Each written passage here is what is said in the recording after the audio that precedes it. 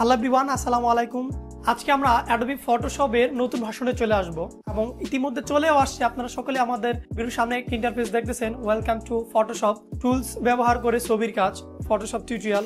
সর্বশেষ আমাদের এই ভিডিওটি আপলোড ছিল আমাদের আজকে কম্পিউটার টেক চ্যানেলটিতে।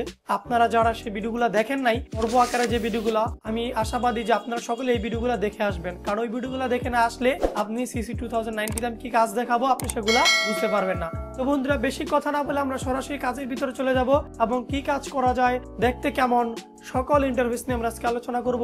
চলুন শুরু করা যাক আজকের নতুন কিছু।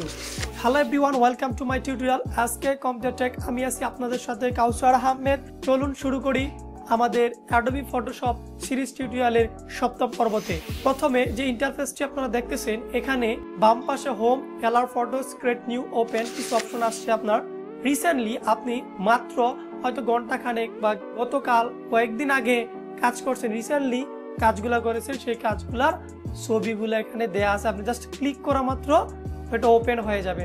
আর যদি মনে করেন যে না, আপনি এখানে নাই, পুরাতন ফাইল ওপেন করবেন, তাহলে এখানে ওপেনে ক্লিক করলে আপনার ফাইলটা ওপেন করতে পারতেছেন। এবং দেন এগুলাকে সাজানোটা আপনার এখানে আপনি সিরিয়াল মেনটেন করতে পারতেছেন। আপনি এখান থেকে চাইলে একদম মেগাপিক্সেল সহ ফটোশপ কোন মুডে সেভ দেওয়া আছে, নাম কি লেখা আছে, সম্পূর্ণ ডিটেলস। আর এখানে যদি আপনি ক্লিক করেন এই চতুর্ভুজ অপশনে, তাহলে একদম ভিউ সহ দেখা যাচ্ছে। সো আমরা কথা না বলে ক্রিয়েট নিউতে গিয়ে একটি নিলাম, যে কোনো একটি ফাইলের মাপ দিবেন। কাস্টম এখান থেকে যে কোনো একটি মাপ আপনি দিবেন, ইঞ্চি চাইলে ইঞ্চি, পিক্সেল চাইলে পিক্সেল, যেটাই হোক আপনি একটা মাপের একটি ছবি নেবেন। অবশেষে চলে আসলো আমাদের সামনে অ্যাডোবি ফটোশপ 2019 একটা ইন্টারফেস। আপনারা দেখতেছেন ওই 7.0 মধ্যে হয়তো একটু কালারটা একদম ব্ল্যাক কালার, দেখতে অ্যামেজিং একটা বিষয়, দেখতেই যেমন অন্যরকম। শুধু নেই বাম পাশে আমার টুল বক্সটি। এখানে যে টুল বক্সটি আমার 7.0 ছিল, আপনারা হয়তো ভিডিওতে দেখলে হয়তো বুঝতে পারবেন, কিন্তু এখানে সেই টুল বক্সটি নাই। তো আমি বলেছিলাম যদি আপনার টুলসটি না থাকে আপনি কিভাবে আনবেন, আমি 7.0 কিন্তু আলোচনা করেছিলাম। সেম এখানেও কিন্তু একইভাবে হয়তো একটু ঘাটাঘাটি করবেন, ভিউ নয়তো উইন্ডোজে যাবেন। উইন্ডোজে গেলেই কিন্তু আপনার যে টুলস অপশনটি চলে আসছে। দেখুন এখানকার টুলস 7.0 টুলস দেখতে কিন্তু একটু আলাদা। এবং 2019 বিষয়টা হলো, আমি যখন যে ক্রাফটসোলটাতে রাখতেছি এটার কাজ কি, তারা সম্পূর্ণরূপে এখানে একটা ছবি আকারে আমাকে সুন্দরভাবে দেখাচ্ছে। আমি যখন এখানে যাব, তারা আমাকে এইটার বিষয়টার কাজ কি, তারা এই বিষয়টার ইত্যাদি আকারে আমাকে কি করতেছে দেখাচ্ছে। ক্রপ টুলের কাজ কি, এই ক্রপ টুলের কাজটা আমাকে তারা কি করতেছে দেখাচ্ছে। তাহলে আমরা বুঝতে পারতেছি যে 7.0 থেকে 2019 মানে ফটোশপ আগের ভার্সনগুলো থেকে 19 ভার্সনটা সুন্দর একটি সফটওয়্যার, খুব সুন্দরভাবে সাজানো আছে। সো এই টুল বক্সগুলো আপনারা খুব সহজে চিনবেন, নাম ধরলেই চলে আসবে। যেখানে ছোট্ট একটা তীর আছে, সেখানে রাইট ক্লিক করলে একাধিক ইন্টারফেস আসতেছে আপনার। সেম আপনার ওই 7.0 মধ্যে এই বারগুলো অপশনগুলো, আমরা জানি এই বারগুলো থাকে না অনেক সময়, আমাদের কিভাবে নিতে হয়।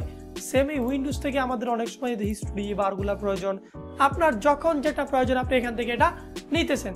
এখানে একটি ফটো, তবে 7.0 তে আপনি দেখবেন এই যে ছবিটা, এটাকে ক্লিক করলে পুরোটাতে অটোমেটিক হয়ে গেছে। তার টুলস বার, টাইটেল বারগুলা ম্যানুয়ালি কিছুই দেখা যাচ্ছে না।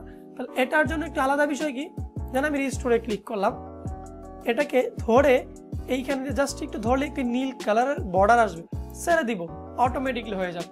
আপনি আরেকটি পেজ নেবেন, ফাইলে গিয়ে নিউ, দেন আগের মতো প্রথমেই আমি ওপেন করবার যে ইন্টারফেসটি আছে, আপনার এই ইন্টারফেসটি এখানে আসবে। আপনি কি কালার, ব্ল্যাক কালার ইত্যাদি ইত্যাদি, ক্রিয়েট নতুন একটি পেজ। দেখুন এখানে একটি পেজ, এখানে একটি পেজ। আপনি একটি ছবি ওপেন করবেন, ফাইল ওপেনে যাবেন, ওপেন থেকে আমি ডেস্কটপ থেকে যে কোনো একটি নর্মালি একটি ছবি ওপেন করলাম। দেখুন এখানে 3টি লেয়ার আছে, তিনটাই আলাদা আলাদা। এখানে একটা পেজ, এখানে একটা পেজ, এখানে একটি পেজ, তিনটার আলাদা আলাদা ছবি আকারে এখানে দেয়া আছে। এবং এখানে যখন আমি ক্লিক করি এই ডিটেলস বারে কিন্তু সম্পূর্ণ দেখাচ্ছে। আমি যখন এখানে একটা ক্লিক করবো এই ডিটেলস বারে সম্পূর্ণ ডিটেলসটা দেখাচ্ছে। সেম আমার 7.0 মতোই ফাইল আছে, এডিট মেনু আছে, এখানে ইমেজ আছে, অ্যাডজাস্টমেন্ট আছে, এখানে লেয়ার আছে, সব এখানে ফিল্টার আছে, 3D আছে, সব বিষয়গুলো আছে। কিন্তু 19 ভার্সনে একটা ডিজাইন করতে গেলে আমার জন্য একটু খুব ভালো মানে ডিজাইন হয়ে আসে। 7.0 তে এত কিছু নাই, অনেক অপশনের ব্যবহার 7.0 তে নাই, কিন্তু এখানে অনেক অপশনের ব্যবহার, নতুন নতুন আপডেট আসে। কিন্তু আমরা 7.0টা কয়েকটা দিন ব্যবহার করলে আমার নতুন ভার্সনটা আমার জন্য ইজি হয়ে যাবে। এখন যে হুট করে আমি নতুন ভার্সন আসি, তাহলে আমার A to Z শিক্ষা নিতে হবে। এখন আমি 7.0 আপনাদের দেখাইছিলাম A to Z। এখন আপনারা যদি নতুনে আসেন তাহলে আপনাদের জন্য আরো সহজ হয়ে যাবে এই কাজগুলা। আমরা পেন টুল আছে এখান থেকে, এই যে পেন টুলটা দেখেন কেমন, সো 2019 এর মতোই আসবে আর 7.0 এর মতো করে আসবে। আপনাদের যদি আরো কিছু বিস্তারিত ইতিহাস অনেক কিছু জানার ইচ্ছা থাকে তাহলে আমার প্রথম ভিডিওটিতে চলে যাবেন। প্রথম ভিডিওটিতে অ্যাডোবি ফটোশপের টুলসের বিভিন্ন ব্যবহার আছে। তারপরে যদি আপনাদের আরো জানার ইচ্ছা থাকে আমার সাইটে বা কোনো ব্লগে যাওয়ার কোনো প্রয়োজন নেই, আমার ব্লগে গেলে আপনি দেখতে পারবেন skcti.blogspot.com। এখানে আমি অ্যাডোবি ফটোশপের টুলসের A to Z ব্যবহার সম্পর্কে একটি ব্লগ পোস্ট করেছিলাম, আপনি সেখান থেকে গেলে তার ইতিহাস সম্পর্কে বিস্তারিত জানতে পারবেন।